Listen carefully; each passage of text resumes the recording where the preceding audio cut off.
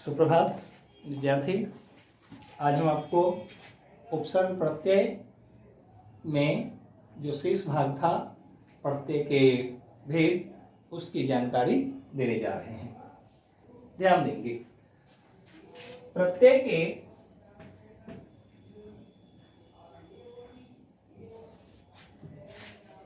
प्रत्यय जो है उसको मुख्य रूप से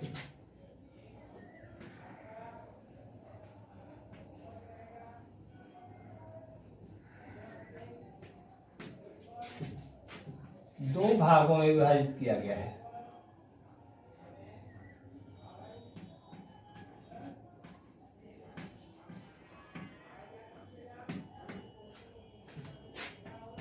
पहला जो है वो है कृत प्रत्यय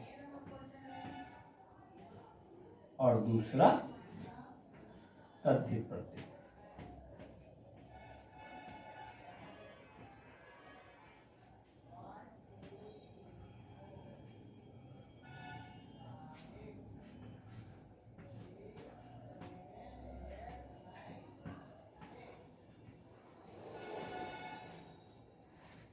ध्यान देंगे, इसमें जो मेन मुख्य बात जो है उस पर ध्यान देंगे, तद्धित प्रत्यय और कृत प्रत्यय।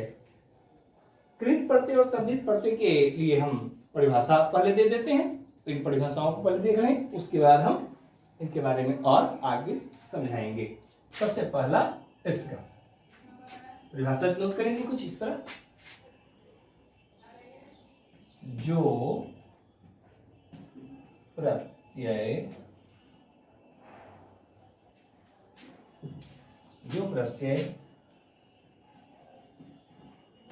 क्रिया के मूल रूप अर्थात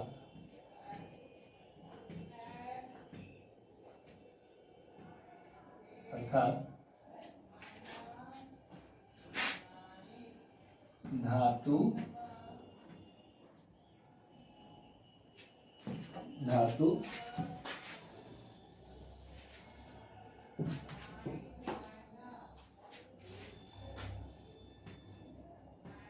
में जुड़कर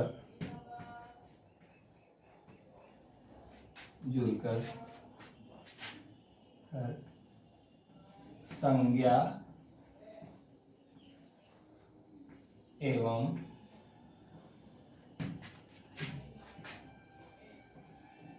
विशेषण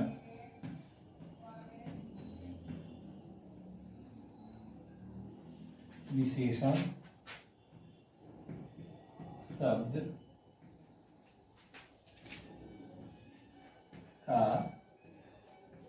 निर्माण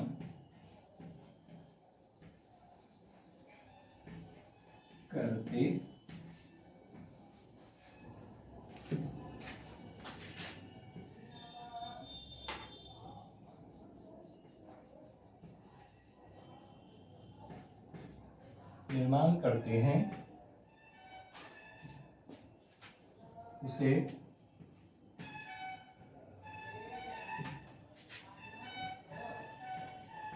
कृत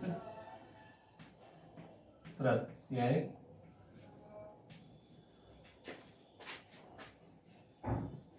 कहते हैं।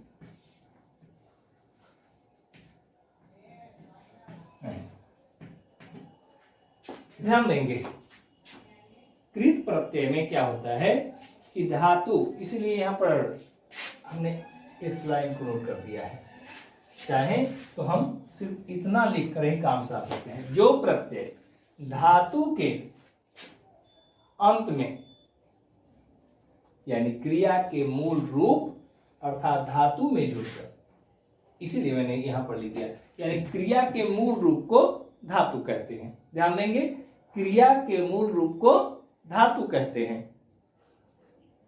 और यहां पर हम ये न लिखकर सिर्फ इसी से भी काम जा सकते हैं, लेकिन यहां पर हम स्पष्ट कर देना चाहेंगे कि धातु किसे कहते हैं। तो धातु किसे कहते हैं जान लेंगे तो इस बात को हम समझ सकते हैं, इसीलिए इसका प्रयोग कर दिया गया है, इसलिए इसी रूप में भी याद करेंगे। तो जुड़कर उसमें उसे क्या कर देता है, या तो उसे संज्ञा बना देगा या फिर उसे विशेषण बना देगा। संज्ञा शब्द बन जाए तो या विशेषण शब्द बन जाए तो ऐसे प्रत्यय को ही हम क्या कहेंगे, कृत प्रत्यय। उदाहरण के लिए आप देखेंगे, कुछ उदाहरण हम आपके किताब से ही दे देते हैं जो आप किताब पढ़ने के लिए है।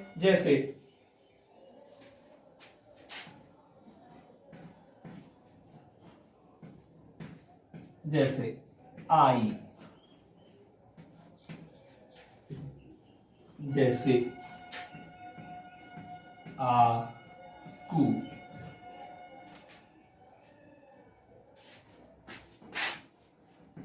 आन, आवट,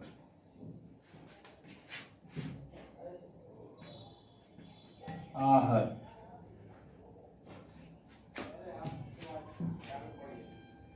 इत्यादि। अब इसे जोड़ेंगे कैसे, सो देख लें। जैसे आई लिखा हुआ है, आप देखें इसमें क्या करेंगे, इसको कैसे बनाएंगे। इससे एक कोई जरूरी नहीं, एक बात हम बता देना चाहेंगे कि इस तरह के जो धातु हैं उससे कोई जरूरी नहीं कि क्रिया के साथ जुड़ेंगे तभी। इस बात को कुछ इस तरह लें, ये किसके साथ जुड़कर क्या बनाते हैं, इस आधार पर हम इन्हें वो धातु कहेंगे।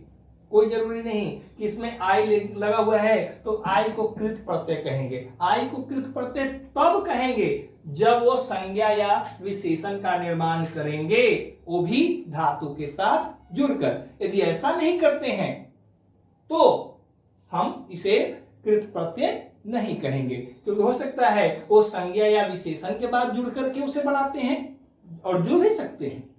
आगे जो अगली परिभाषा जो तद्धित प्रत्यय की परिभाषा देंगे उसमें इसके बारे में जिक्र किया गया है, जो आगे देखेंगे। तो जैसे देख लो, लीजिए यहां पर आपको इसमें जो दिया हुआ है सो देखिए। जैसे देखिए लिख, लिखाई, लिखाई शब्द को लेंगे। उसी तरह से आकू, जैसे लड़ाकू। उसी तरह से आन, आवट, जैसे घबराहट बनाते हैं, तो ये जो शब्द आते हैं और इनसे जो निर्माण होते हैं ऐसे बहुत सारे आएंगे जिसके अंत में इसे जोड़ेंगे। प्रत्येक परिभाषा में पढ़ेंगे इसको अंत में जोड़ा जाता है। तो जोड़ने पर ध्यान देंगे, गलती होगी थी इसमें, लड़ाकू। तो जब जोड़ेंगे तो उसमें क्या बनते हैं इस बात पर ध्यान देना है। लिखाई, लिखाई एक कार्य रूप में देते हैं और फिर इसको यह लिखाई का काम करता है वो चीज। लड़ाकू है, बदमाश है इत्यादि। उसी तरह से घबराहट हो गया। उसी तरह से बहावट, बहाव, और भी बहुत सारे ऐसे शब्द आते हैं जो इनका प्रयोग करके निर्माण किया जाता है। संक्षेप में आपको और भी हम दिखाते हैं जो आपको संशय में डालेगा। किताब जब आप देखेंगे तो संशय पढ़ जाएंगे, इसलिए मैं उन संशयों को भी आपको हटा देना चाहूंगा। लेकिन पहले हम इस प्रत्यय से आगे एक और प्रत्यय पढ़ लेते हैं, उसमें कुछ और बातें होंगी, उसके बाद हम सारे प्रत्यय के बारे में और विशेष जानकारी देते हैं। तो चलते हैं अगला, तद्धित प्रत्यय।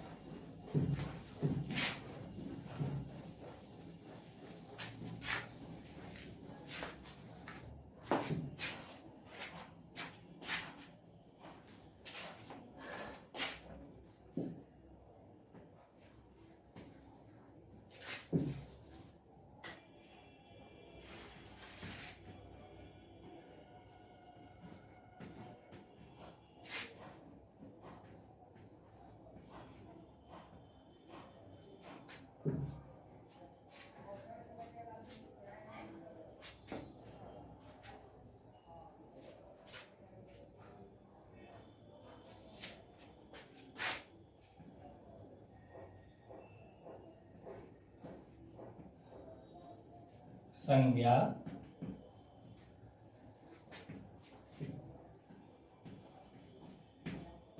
सर्वनाम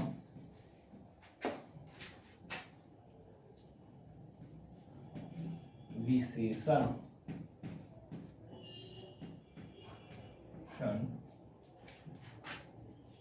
या अव्यय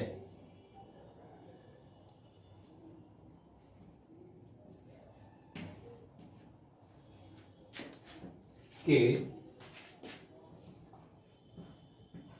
अंत में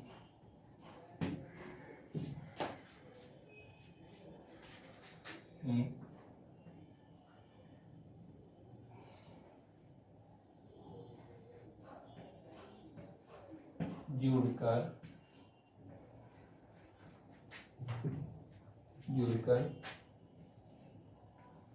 उसमें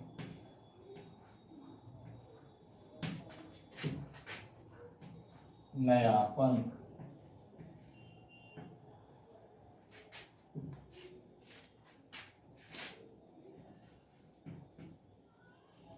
लाने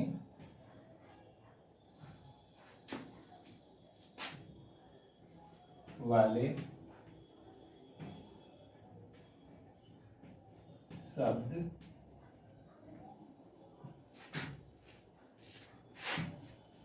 वाले प्रत्यय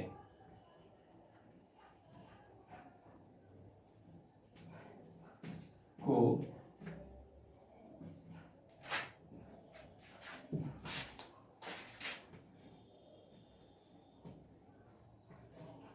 तद्धित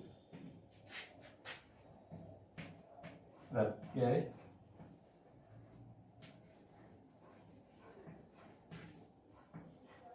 कहते हैं। ध्यान देंगे,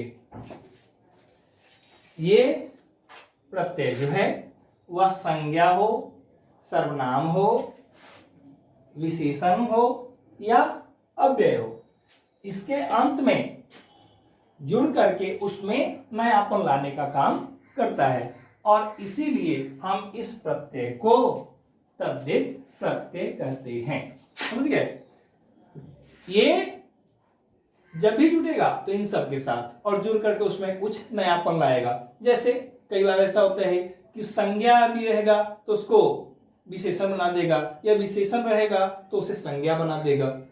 कोई जरूरी नहीं कि क्या बनेगा,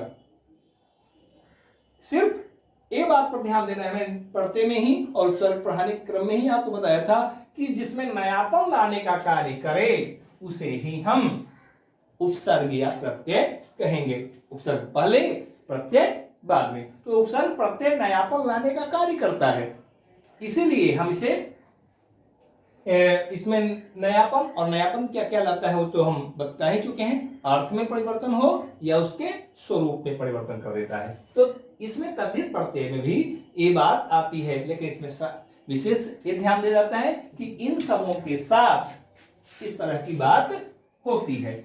उदाहरण के लिए आप आगे देखेंगे, जैसे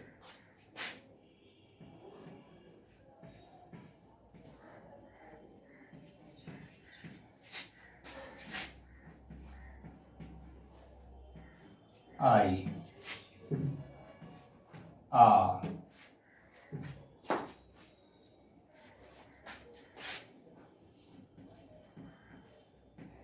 आना,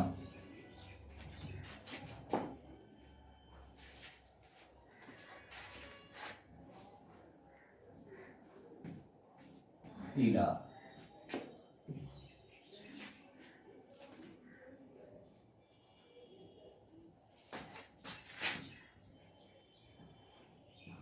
ईमा इत्यादि।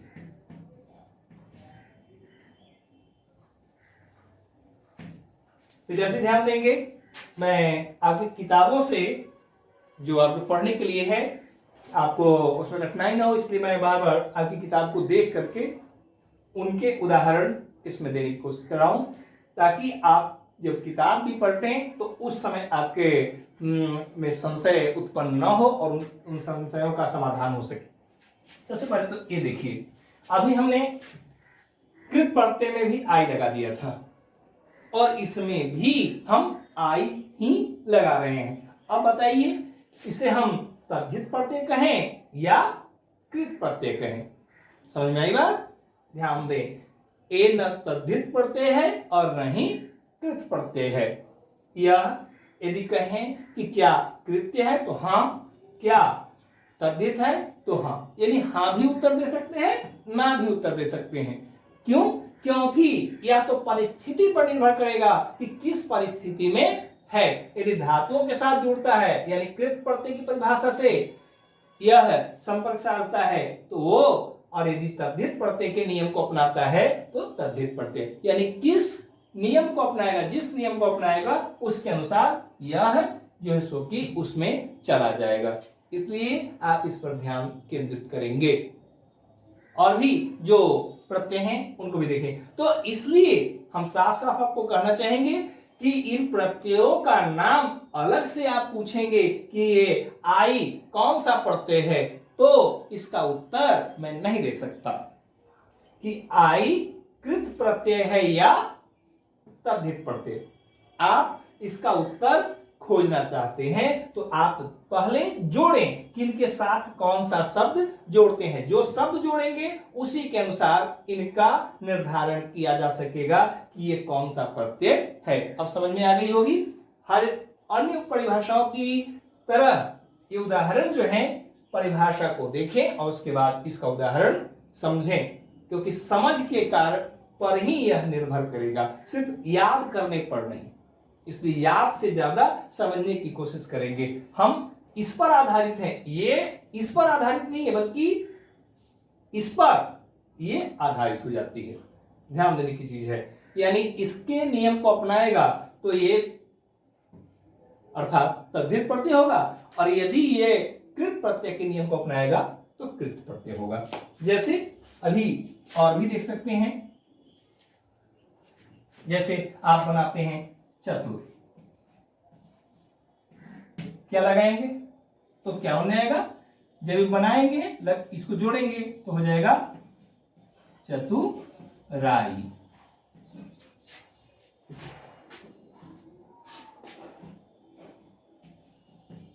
बुराई, अच्छाई। तो अब यहां ध्यान देने की चीज है कि अभी आप जोड़ रहे थे इसमें चतुर में चतुराई बना, तो आपको यह निर्धारित करना पड़ेगा कि किस आधार पर यह जुटता है, और जिस आधार पर यह जुटेगा मीठा मिठाई। अब आप किस आधार पर इसको जोड़े हैं, अभी तो आप लोगों ने पढ़ा था इससे पहले, उसमें पढ़ा था लिखाई। लिखाई में भी आई जुड़ा हुआ है, लिखना लिख धातु, और लिख धातु में आई जुटा लिखाई। पढ़ धातु में आई जुटा पढ़ाई। तो बताइए अब हम इसकी बात करें या उसकी बात करें? ध्यान देंगे ना, हम इसकी बात कर सकते हैं ना उसकी बात कर सकते हैं। हम परिस्थिति पर निर्धारित कर सकते हैं कि इनका क्या होगा। अब विद्यार्थी इन सब बताने के बाद एक बात और बता दूं जो आपकी किताब में दी हुई है और वो संदेह उत्पन्न कर सकता है।